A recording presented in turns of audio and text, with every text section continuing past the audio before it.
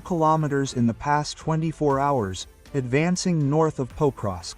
Regarding this pocket of territory from Grishin and eastward through the forests, plantations, and fields, Russian armed forces continue to press and attempt to clear this square of territory in order to straighten the line of contact, thus maintaining the same line of contact as far as Rodinsky along Grishin. The Russian army has consolidated its position on the southeastern outskirts of this settlement. Fighting is currently taking place in residential areas. Moving on, we move on to the Dobropilya salient. Along the Dobropilya salient, everything marked in gray and red is currently completely under the control of the Russian army. The day before yesterday, Russian armed forces took control of Novopavlovka, and fighting is currently taking place on the southern outskirts of Pavlovka.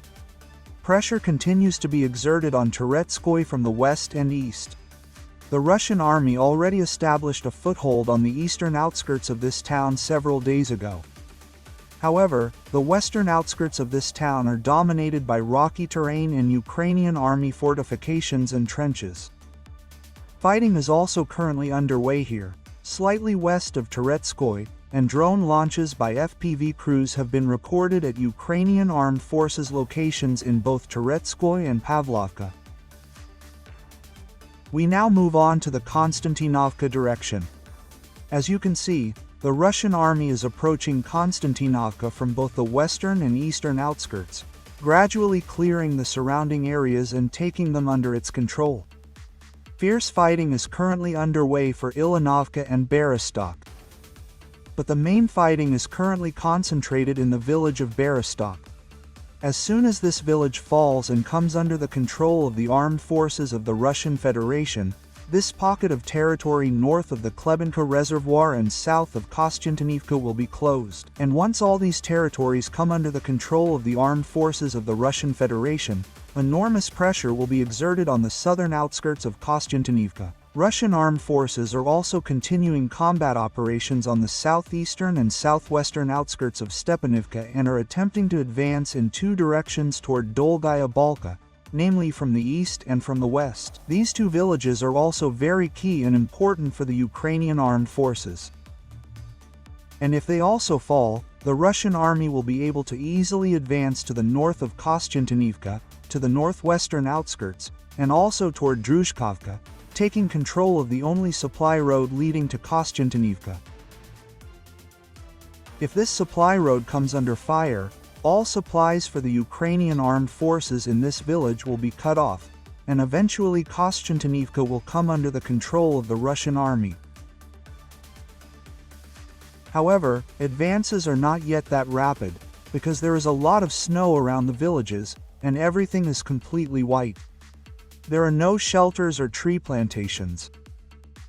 Therefore, any advances by the Ukrainian army or the Russian army could cost lives. So, advances this winter will not be as rapid or precise, and overall, there will be few advances. We will mainly receive news exclusively from the front, from the line of contact, and from combat operations. And now we move on to the Kramatorsk-Slavyansk direction. Regarding the Kramatorsk direction, as you know, several days ago, Russian armed forces cleared Privoli and took it under their control. And now offensive operations are continuing, bypassing Golubovka, as well as Minkovka from the south and north, in order to close this square of territories and encircle three settlements, Golubovka, Minkovka, and Orahovo-Vasilyevka. Currently, fierce fighting is taking place on the southern outskirts of Minkovka, as well as on the eastern outskirts of Orahovo-Vasilyevka, and on the northeastern outskirts of Golubovka. Here, these settlements are still under the control of the Ukrainian army. Once the Russian armed forces bypass these settlements, another cauldron will close, and all these settlements will also gradually be cleared and come under the control of the Russian armed forces. And now we move north on the map to the Slavic direction. Regarding the Slavyansk direction, fighting is currently underway for this pocket of territory in Yuzhnyaya Reznikovka, as well as this pocket in Severnyaya Reznikovka, in order to straighten the line of contact and continue advancing toward Rayolexandrivka. Legally, it recently came under the control of the armed forces of the Russian Federation. The northwestern part of this settlement was finally cleared, and fighting is currently continuing in the center of Ozerny, while Russian armed forces are advancing toward Krivaya Luka.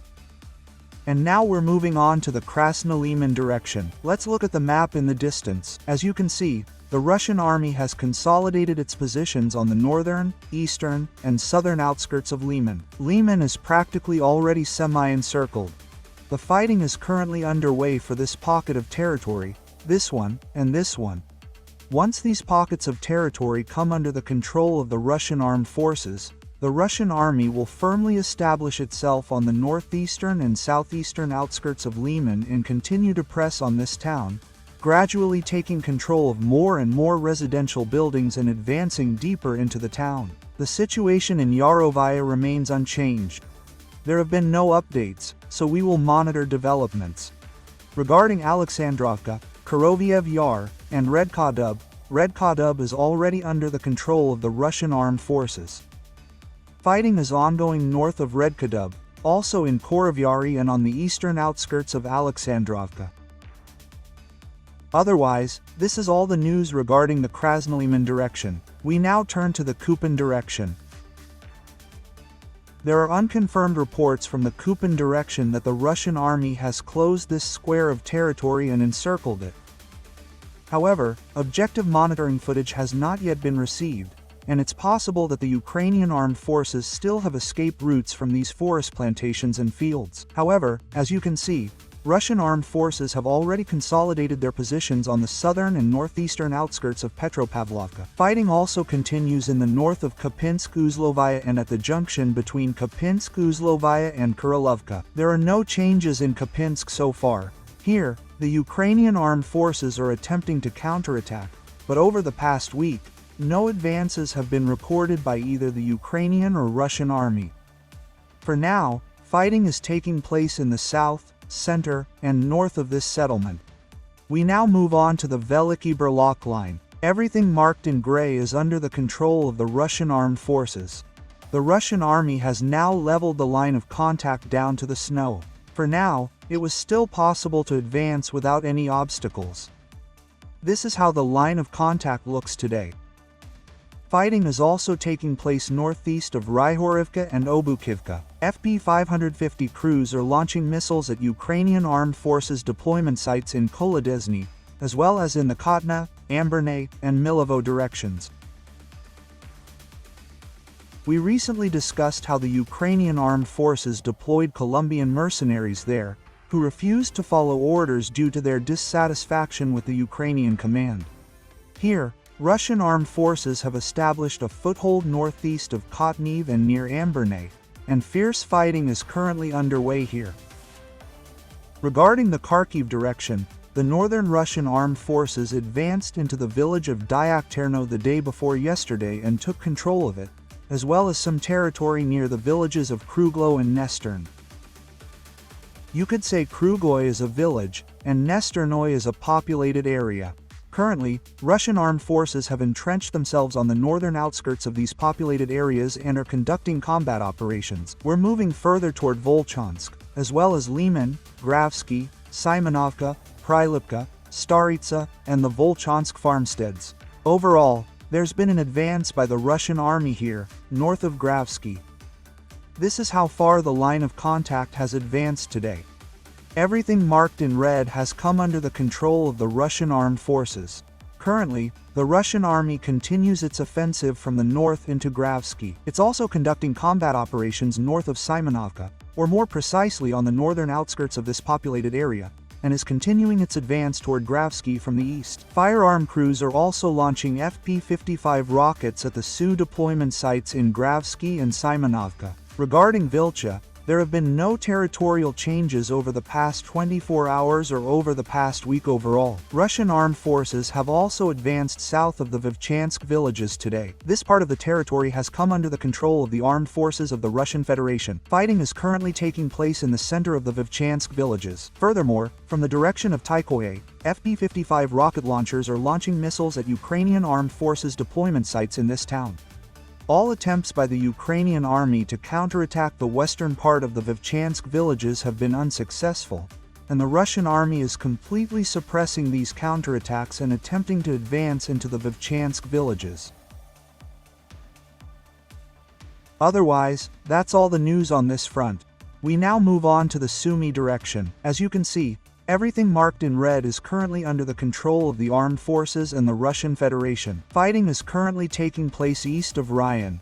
Also today, FPV drone crews reported launches at Ukrainian armed forces deployment sites in this town.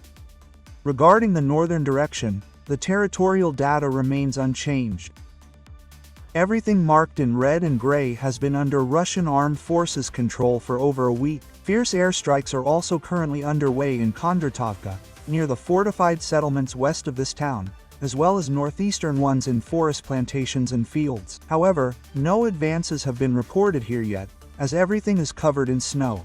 Any advances, either by the Ukrainian army or the Russian army, are immediately detected by FPV drone crews. Therefore, no significant advances on the front line will be reported in the near future. We will mainly be receiving news updates. Otherwise, that's all for today. Thank you so much for watching. Be sure to subscribe to the channel so you don't miss new videos and stay up to date with the latest events and news.